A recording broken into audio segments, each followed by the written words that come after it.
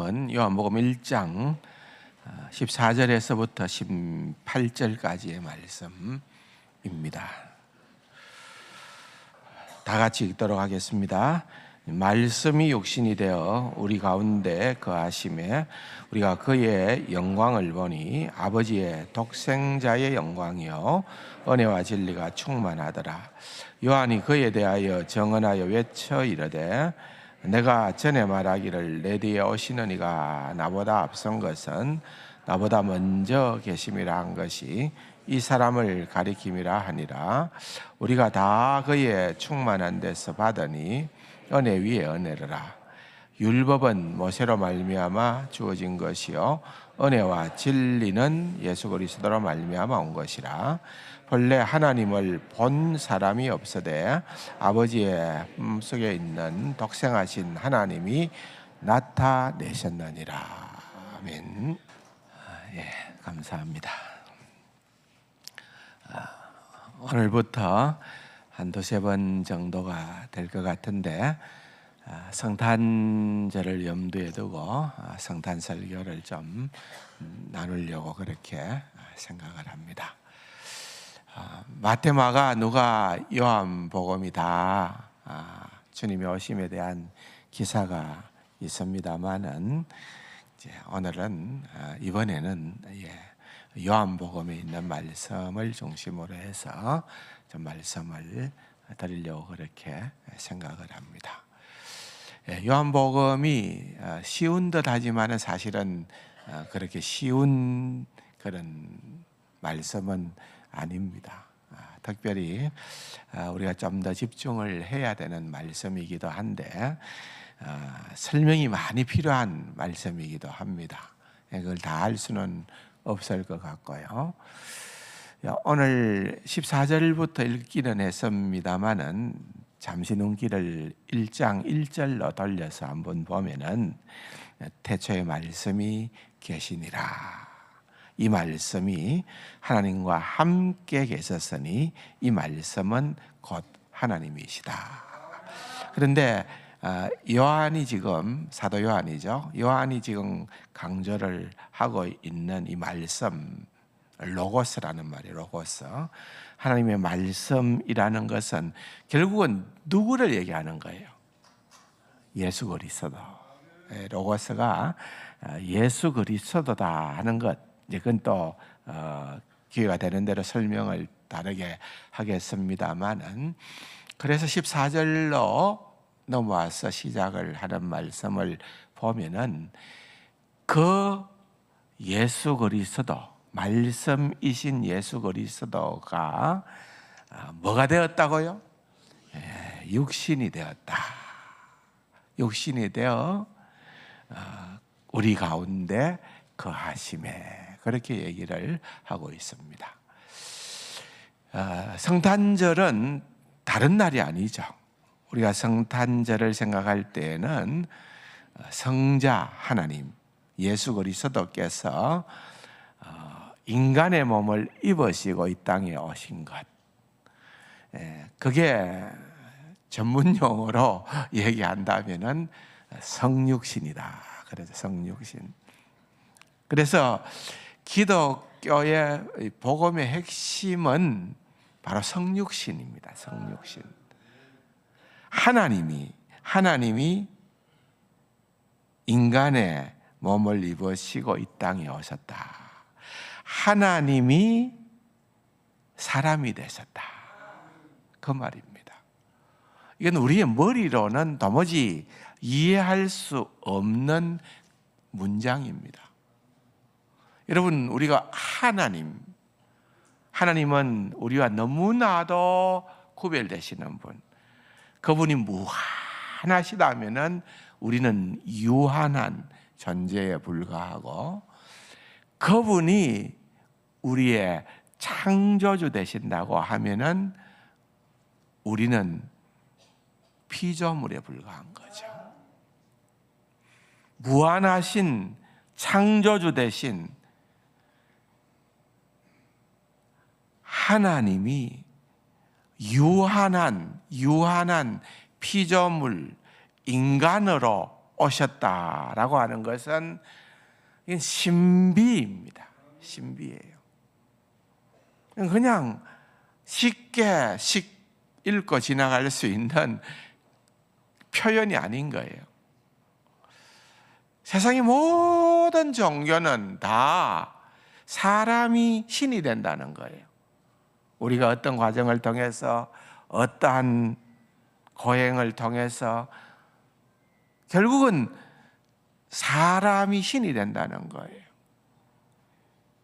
기독교를 제외하고는 다 그렇습니다. 창세기에 보면은 에덴 동산에서 사탄이 우리를 아담을 유혹할 때에 했던 내용이 뭡니까? 네가 이 선악과를 먹으면은 내 눈이 밝아져서 뭐같이 되리라? 하나님 같이 되리라. 사람이 하나님처럼 된다는 거예요. 도무지 이것은 우리와는 맞지 않습니다. 복음과는 결단코 어울리는 단어가 아닙니다. 복음은 기독교가 말하는 복음의 핵심 내용은 사람이 하나님이 되는 것이 아니라 하나님이 우리를 구원코자 사람이 되신 거예요. 이 땅에 내려오신 거예요. 당시로 한번 돌아가 볼까요? 이 요한복음이 기록되고 이 말씀이 또한 많은 사람들에게, 그래도 그 시대의 사람들에게 읽혀지고 들려지던 그때는 1세기 무렵이에요. 1세기, 2세기나 되겠지요. 그 당시는 여러분 모든 그런 어떤 사상의 중심에는 플라톤이라는 철학자가 존재를 했습니다. 그의 사상은 이분론을 주장합니다. 영혼은 너무너무 선하다는 거예요. 반면에 영혼을 담고 있는 육신은 너무너무 악하다는 거예요. 그렇기 때문에 하나님은 영적인, 보이지 않는 영적인 분이신데 너무너무 약한, 악한 그런 육신의 감옥으로 하나님이 들어오셨다는 것은, 이건 도무지 더 우리가 생각하는 것 이상으로 이거는 충격적인 거예요. 플라톤이 사용했던 육신이라는 그 단어를 오늘 그대로 사용하고 있거든요. 우리는 그냥 말씀이, 예수님이 인간의 몸을 입으시고 하나님이 사람 되셨다 그 말이지. 너무나도 많이 들어왔고 너무나도 익숙한 말이기 때문에 우리는 그렇게 그 말씀을 그냥 수용하지만은, 그러나 그 당시에 사람들에게 있어서는 이건 우리가 상상하기 어려울 만큼 아주 충격적인 표현입니다. 그야말로 쉽게 넘어갈 수 있는 그런 얘기가 아니다 그 말입니다. 우리는 세상 사람들이 간혹 성탄절이 되어지면은 예수 그리스도께서 동정녀로 탄생하셨다, 동정녀의 몸을 힘입어 처녀의 몸에서 태어나셨다, 야 웃기지 마라. 이렇게 과학시대에, 우리가 살고 있는 이 시대에 그런 허무맹랑한 말이 어디 있느냐. 너희들은 그런 바보 같은 것들을 믿는 그런 미련한 자들이냐. 기독교인들을 향하여서 그렇게 얘기를 하죠. 그런데 여러분, 사실은 들어가서 보면은 이 동정녀 탄생이라는 것도 세상 사람들, 안 믿는 사람들 믿기 참 어려운 그러한 우리의 교리입니다. 이 가운데에도 나는 사실은 겉으로는 예예하지만은 내 속내는 나도 아니다. 나도 이거 못 믿겠다. 이렇게 생각하시는 분이 있을는지도 모르겠어요. 그런데 여러분, 동정녀 탄생을 믿는 것하고 하나님이 사람이 되셨다는 것을 믿는 것하고는 하늘과 땅 차이입니다. 이게 훨씬 더 어려운 거예요. 하나님이 사람이 되셨다라고 하는 것은 여러분, 이건 어떻게 설명할 방도가 없습니다. 우리의 인간의 이성으로는 깨달을 수가 없는 말이에요. 이건 성령님께서 우리에게 깨닫게 해주시고 알게 해주시지 않으면은, 믿음의 세계가 아니면은 이건 절대로 용납될 수 없는 선언입니다.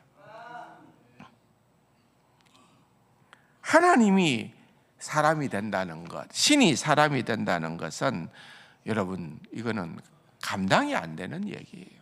믿음의 세계가 아니라면은. 복음이 뭐냐?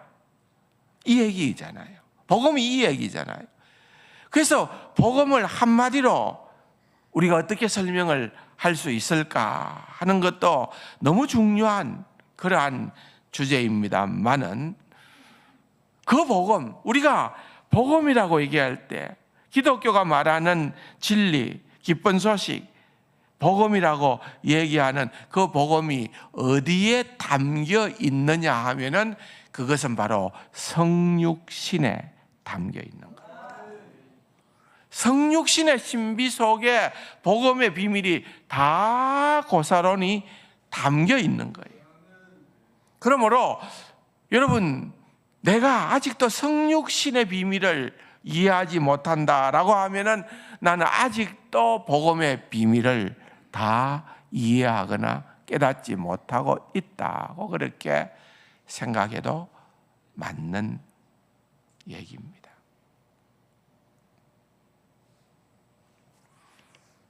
하나님이 인간이 되셨다.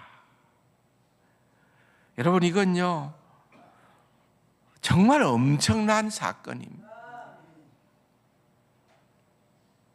이 세상에는 그런 비슷하거나 또는 그 근처에 갈 만한 그런 경험은 인간은 해본 적이 없습니다. 그죠? 가끔씩 우리가 그런 우스개를 합니다. 나는 천당과 지옥을 왔다 갔다 했다.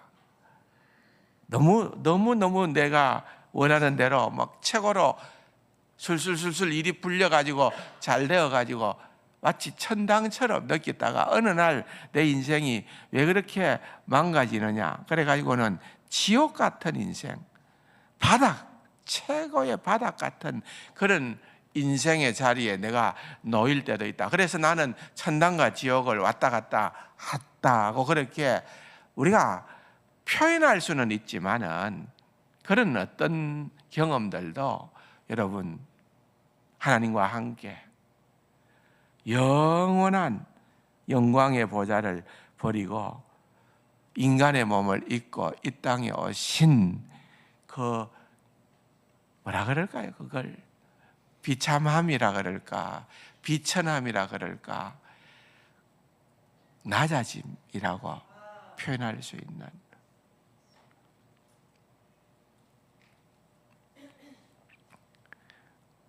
그 비밀을 우리가 어떻게 우리의 머리로 이해를 할 수 있겠습니까? 근데 더더욱 놀라운 사실은 우리는 그건 정말 내려가서 정말 비참한 자리에 그거밖에 없는 거라고 생각을 했는데, 오늘 말하고자 하는 핵심이기도 하지만은 오늘 성경에서 얘기하는 것을 보면은 그걸 비참이라고 표현하지 않고, 한번 따라 할까요? 영광이다. 영광이다. 한번 따라 해보세요. 영광이다는 거예요. 영광. 어디서 아주 좋은 소리가 들렸는데 영광이라고 표현하고, 영광이라. 그 이름이 영광이 있는 뭐 있죠. 누구도 있죠. 우리 교회도 있는데, 여러분 이게요 영광이라고 해요. 영광. 요한복음을 또 사복음서를 여러분들이 쭉 예수님의 탄생 기사와 또한 예수님의 그 생애를 추적해 보면은 거기에 우리는 참 낮고 천한 이런 생각을 하기가 쉬운데, 그 표현들이 다 등장하는 걸 보면은 영광으로 나와요. 영광. 이게 복음의 비밀이에요. 이게 복음의 신비라는 겁니다. 우리가 이걸 알아야 돼요. 이 비밀을 알고 신앙생활 하자는 겁니다. 여러분, 우리는 이 비밀을 알면은 우리의 인생이 얼마나 뭐 나락으로 떨어지고 힘든 자리로 떨어지고 엉망이 된다 하더라도, 여러분 예수님을 생각하면은, 예수님의 낮아지심을 생각하면은 우리는 그건 비교할 수도 없는 거예요. 아무것도 아닌 거예요. 그러므로 우리는 좌절이나 포기나 절망이 아니라, 우리는 복음의 비밀을 깨달은 자들은 이 영광을 맛보게 된다니까요. 오히려 그러고 싶지 않아요? 이 영광을 맛볼 수 있는 그러한 자리에 있는 거예요. 그러니까 이 복음의 비밀을 모르니까 여러분 우리가 기껏해야 하는 행동이 뭔가 하면은 여전히 예수님의 힘을 빌려서 부자 되고 싶어하고, 예수님의 힘을 빌려서 문제를 풀고 싶어하고, 예수님의 힘을 빌려서 성공하고 병 낫고, 결국은 예수님을 우리의 어떤 목표의 도구로 삼아버리는 거예요. 이건 엄청난 오류예요. 여러분들이 그러한 태도로 신앙생활을 하다 보면은 여러분들이 진짜로 여러분들은 신앙생활을 하는 게 내가 원하는 게 예수가 아니에요. 내가 원하는 게 하나님이 아니에요.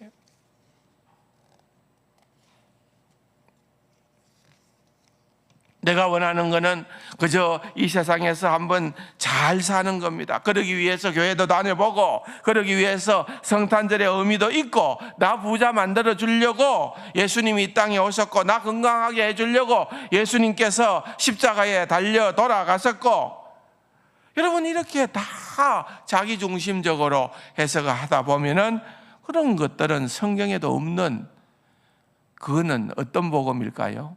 내가 복음이에요. 그건 내가 복음이에요. 마태, 누가, 요한 복음도 아니고 내가 복음.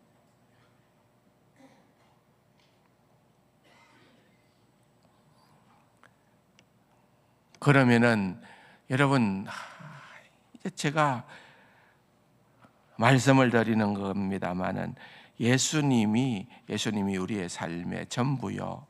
그분이 우리의 삶의 목표요, 목적이요.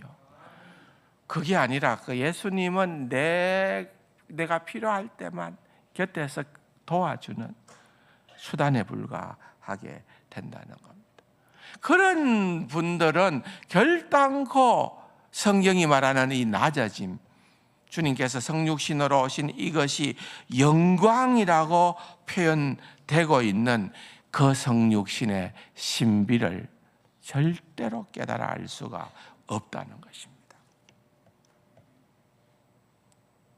그러므로 우리는 제대로 알아야 돼요. 그러므로 우리는 성육신의 비밀을 제대로 알아야 되는 거예요. 예수님의 탄생에 대한 기사는 마태마가, 누가, 요한 복음, 사복음서에 다 나온다고 말씀을 드렸는데, 그 중에도 가장 상세하게 나오는 데가 누가복음입니다. 누가복음이에요. 누가복음 2장 8절에 보면은 예수님께서 태어나시던 밤에 그 소식을 가장 먼저 들은 이들이 등장을 합니다. 누굴까요? 예, 목자들입니다. 목자들. 뭐 하고 있던 목자들이었어요? 예, 밤에 양치던 목자들에게 나타났어요. 목자가, 우리는 뭐 목자라는 이 뭐라 그럴까요? 직업이라 그러나 이게 별로 흔한 게 아니잖아요, 우리나라는. 근데 이 목자는 그렇게 환영받는 직업 아닙니다. 대단한 직업 아닙니다. 천한 직업이었어요. 왜냐하면 목축업 자체를 그 당시 사람들은, 여러분 기억하실는지 모르겠는데 창세기서를 읽어보면은 요셉이 야곱과 그의 형제들을 데리고 갈 때에 우리 가족들은 다 목축업을 하기 때문에 왕에게 그런 얘기를 하죠. 근데 그래서 우리는 고센 땅 거기에 가서 우리끼리 좀 있으면 좋겠습니다 라고 그렇게 얘기를 하는데, 여러분 그게 뭔가 하면은 우리는 우리 직업이 별로 변변치 않습니다 그 말입니다. 왜? 그 당시에는 뭐 지금처럼 이렇게 많이 산업이 발달한 시대는 아니었지만은 그래도 조금 앞서가는 나라는 농사를 잘 지어야 돼요. 왜? 농사는 치수, 물을 다스려야 농사가 잘 되잖아요. 근데 목축이라고 하는 거는 그냥 풀 있는 곳으로 데리고 다니는 거예요. 이건 뭐 특별한 뭐가 필요한 거 아니에요. 기술이 필요한 것도 아니고 아무것도 아니에요. 그래서 제일 하찮게 여기는 그러한 작업이 목축업이었어요. 그러니까 뭐 당연히 그러한 일에 종사하는 목자들도 여러분 그렇게 주목받는 사람들 아닙니다. 하류계층들, 비천한 그런 사람들입니다.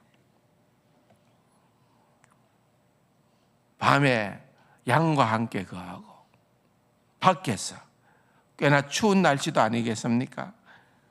그런데 그렇게 하고 있는 그들에게 하늘의 천사가 등장을 합니다. 2장 8절에 보면 그 지역의 목자들이 밤에 밖에서라 그랬죠. 밤에 밖에서 자기 양떼를 지키더니 얼마나 고달팠겠어요.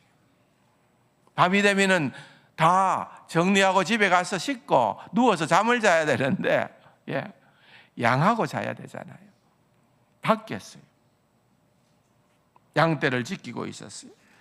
그런데 주의 사자가 그랬죠. 주의 사자가, 천사들이 곁에 서고 주의 영광이 그들을 두루비추며 크게 무서워하느니. 여러분, 이 성육신의 장소에 가장 달랐던 것이 바로 영광이라는 거예요. 영광. 주의 영광이 그들에게 비추니까, 이 영광은 그들이 지금까지 한 번도 사실은 경험해 보지 못한 거 아니겠어요? 이 세상의 그 어떤 영광과도 비교할 수 없는 그러한 영광 아니었겠어요? 그러니까 두려워하는 거죠. 무서워하는 거죠. 어쩔 줄 몰라 하는 거죠. 10절에 무서워하지 말라, 보라 내가 온 백성에게 미칠 기쁨의 좋은 소식, 기쁨의 소식이라고 그래요. 좋은 소식이라고 그래요. 그러면서 이야기를 합니다. 오늘날 다윗의 동네에, 그 사람들에게 있어서는 다윗 동네 하면 단번에 어디가 떠올랐을까요? 베들레헴입니다. 단번에 베들레헴입니다. 우리도 그런 거 있죠. 좀 어디 동네에서, 어느 동네에서 좀 위대한 사람이 태어나면은 그 동네가 누구의 동네 이러죠. 장로님, 지수에 그 뭐 우리나라 부자들 많이 나왔다 하면서요. 이병철 동네 맞습니까? LG 그 뭐 구 누굽니까? 뭐 이름도 저는 모르겠어요. 구 회장님 황은선의 동네에 그래봐야 모릅니다. 아무도 모릅니다. 제가 황은선의 동네 해봐야 알아주는 사람도 없겠지만, 근데 여기 다윗의 동네 하면은 그냥 모든 사람들이 다 아는 거예요. 그냥 베들레헴 그 말이. 다른 표현이죠. 너희를 위하여 구주가 나섰으니 곧 그리스도 주시니라. 너희가 가서 강보에 쌓여 구유에 누워있는 아기를 버리니 이것이 너희에게 표적이 되리라. 이제 예수님의 성육신에 대한 첫 번째 그런 기쁜 소식이 놀랍게도 이런 목자들에게 소개가 됩니다. 그것만 소개가 되는 것이 아니라 그 다음 절들을 보면은 홀련히 수많은 천군이 천사들과 함께 하나님을 찬송하는 거예요. 그런데 이 찬송이요, 놀라웠게도 이거는 누구도 들어보지 못한, 오직 목자들만 들어보는, 또 그들이 알아들을 수 있는 말로, 여러분 이게 놀랍지 않겠어요? 그들이 알아들을 수 있는 그런 말로 들렸는데 그 가사가 여러분 뭐라고 소개하고 있습니까? 지극히 높은 곳에서는 하나님께, 또 나오죠? 뭐라고요? 영광이요. 지극히 높은 곳에서는 하나님께 영광이요. 땅에서는 하나님의 기뻐하시는 자들 중에 평화로다. 자, 이 성육신에 대한 아주 굉장히 세밀한 기록이 누가복음서에 이렇게 등장을 하고 있는 거예요. 하나님이 사람이 되셨습니다. 그런데 하나님이 사람이 되셨는데 뭐 어느 날 갑자기 내가 신이다 하고 그냥 성인이 되고, 예? 여러분 아이언맨이 되고 터미네이터가 되고 이렇게 뭐라 그럽니까? 또 누구 골리앗처럼 이렇게 뭐 장골이 되어서 내다 하고 나타난 게 아니라, 여러분 당장이라도 돌보지 않으면 금방 죽을 것 같은 연약한 나약한 그런 존재로, 여러분 우리와 똑같이 과정을 거치면서 아기로 그렇게 오신 겁니다. 그렇게 무력하게 보이는, 아무것도 할 것 없어 보이는 그런 아기 예수잖아요. 그런데 천사들의 노래는 오 에제라, 오 통제라, 오 화로다, 하나님이 사람이 되시다니 하고 비통해했습니까? 그게 아니라 하나님께 영광이요. 하나님께 영광. 여러분 이걸 도대체 우리가 어떻게 이해를 해야 하나요? 이 표현을요. 우리는 그냥 예수님이 우리를 구원하기 위하여 인간의 몸을 입고 이 땅에 왔다, 기쁘다, 좋다, 감사하다, 땡큐, 그렇게 우리가 쉽게 얘기를 하는지 모르지만은, 여러분 첫 번째 크리스마스에서 일어났던 사건은 하나님이 사람이 되셨다 그 말입니다. 하나님이 사람이 되셨다.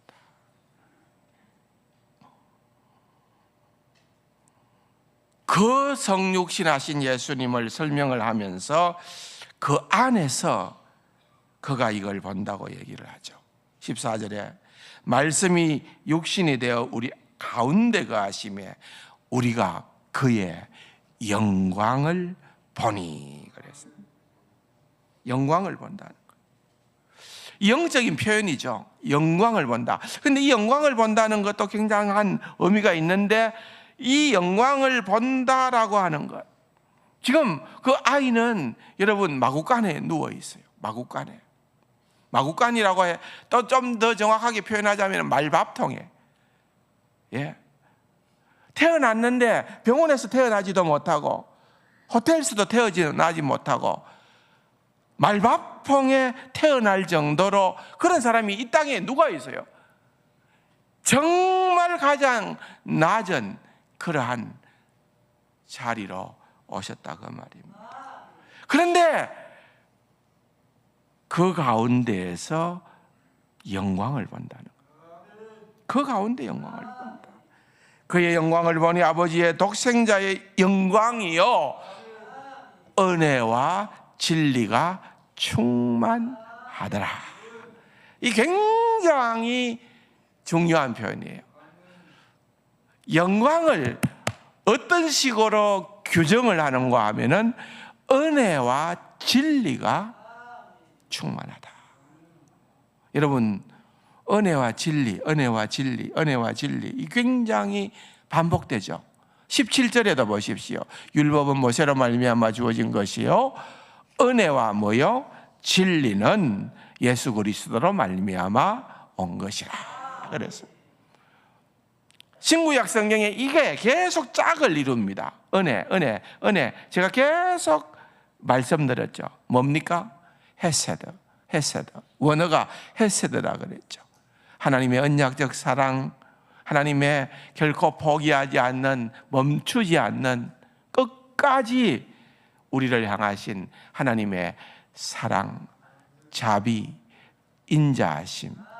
그게 헤세드라고 그랬어요.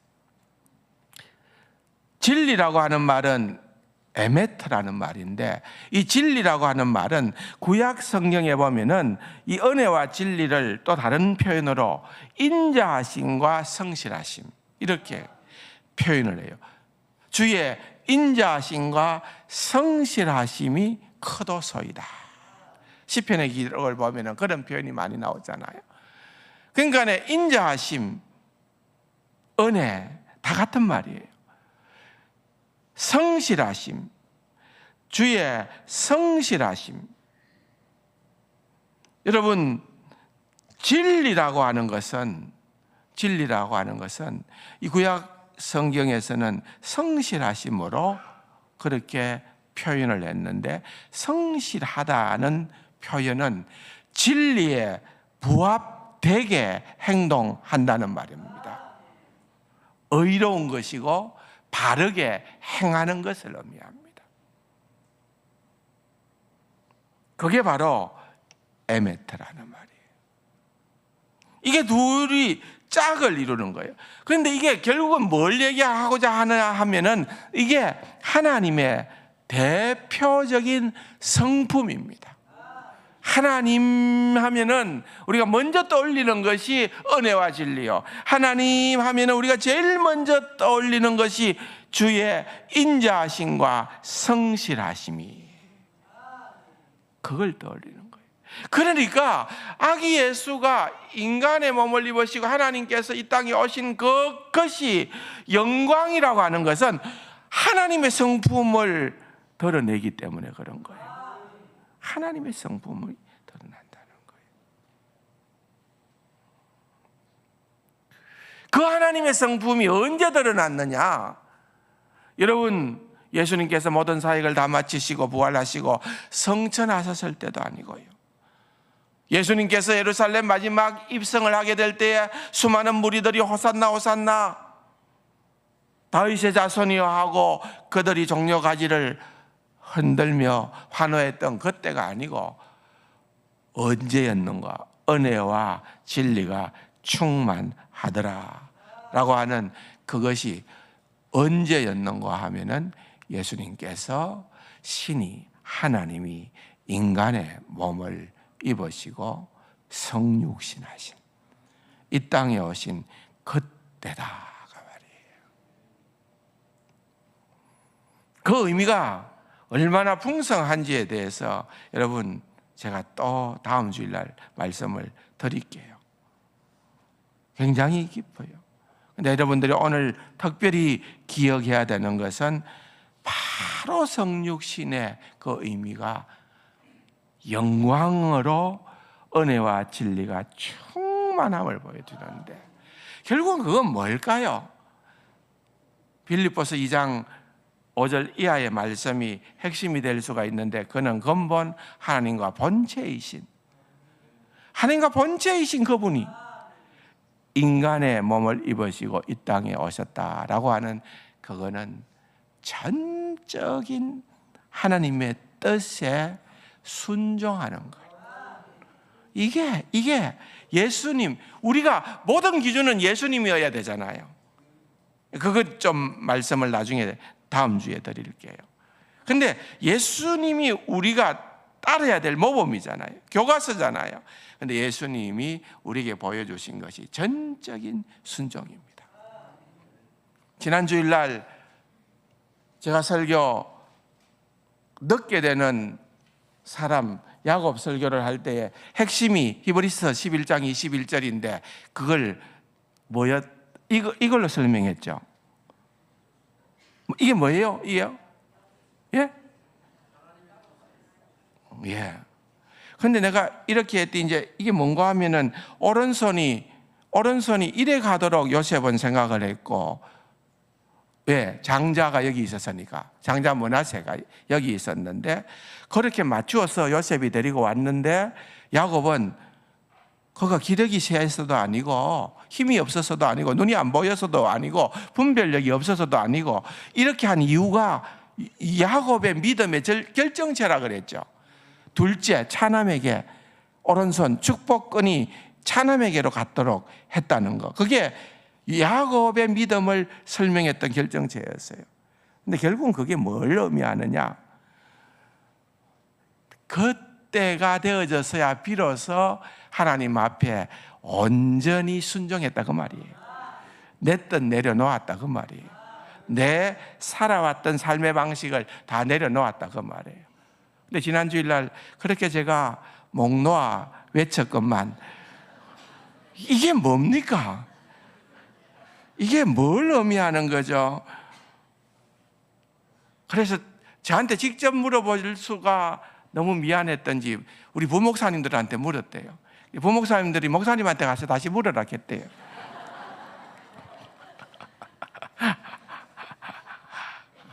여러분, 결국은 이제 요셉, 야곱도, 제가 자꾸 요셉, 야곱, 아브라함 하니까 헷갈리는데, 어쨌든 결국은 다 하나님의 뜻에 순종하는 것.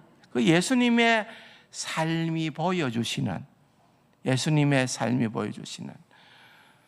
성육신의 의미가 바로 거기에 담겨 있는 겁니다. 우리가 그렇게 살아야 되지 않겠어요? 그렇게 살려고 해도 잘 안 되는 것은 사실이지만, 그럼에도 불구하고 우리는 그렇게 살려고 몸부림쳐야 된다고 말이에요. 주님 뜻대로 살기로 했네. 주님 뜻대로 살기로 했네. 그것이 성탄절을 맞이하면서 우리가 성육신의 의미를 다시 한 번 더 생각하는 그러한 귀한 복음의 진수인 줄로 믿으시기 바랍니다. 좋으신 아버지 하나님 감사합니다. 참 어렵고 힘든 시간들을 보내고 있지만은, 그러나 우리가 그것은 우리가 절망할 그러한 근거가 아닙니다. 주님, 지금까지 언제 평온한 때가 있었습니까? 늘 문제가 있었고 어려움도 있었지만은, 그러나 주님처럼 주님을 본받아 주님처럼 주님이 우리의 기준이 되어질 때에 우리는 하나님의 영광을 보게 될 줄로 믿습니다. 은혜와 진리가 충만한 세상을 경험하게 될 줄로 믿습니다. 그 일을 주도하고 선도하는 주의 백성들, 참 그리스도인들이 되게 하여 주옵소서. 존귀하신 예수님의 이름으로 감사기도 드립니다. 아멘. 다 같이 일어나서서 또 어려운 우리의 형편과 처지를 주님 앞에 믿음으로 기도하는 마음으로 고백하면서 371장 찬송 1절과 마지막 절만 함께 하시겠습니다.